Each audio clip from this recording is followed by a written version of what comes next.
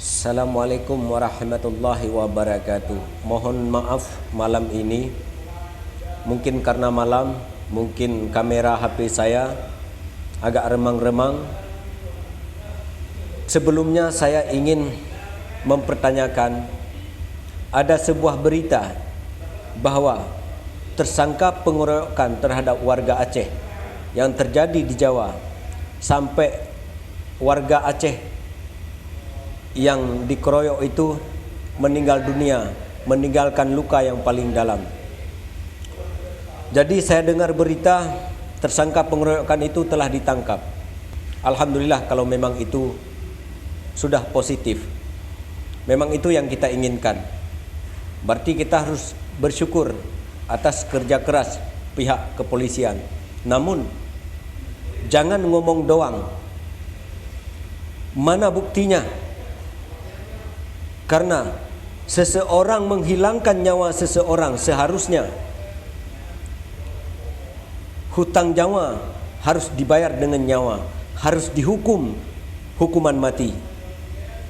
Karena orang yang dibunuh itu adalah tidak ada kesalahan apapun, hanya tuduhan tanpa bukti kenyataan, tanpa mendengar penjelasan yang jelas, sehingga main keroyok-keroyokan.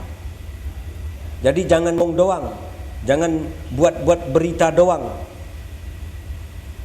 Jadi mudah-mudahan pihak kepolisian benar-benar bertindak sesuai dengan hukum yang ada di negara kita ini. Saya selaku warga Aceh yang berada di Aceh saat ini juga tidak terima atas perlakuan terhadap warga kami bangsa Aceh yang dikeroyok di daerah Jawa, Tangerang. Jadi kita minta kepada pihak kepolisian harus benar-benar bertindak menghukum tersangka pengeroyokan tersebut sesuai dengan apa yang telah dilakukan. Karena warga Aceh telah tiada. Sesuai dengan perbuatan orang itu harus dihukum sesuai dengan apa yang telah dilakukan. Ini yang kita harapkan.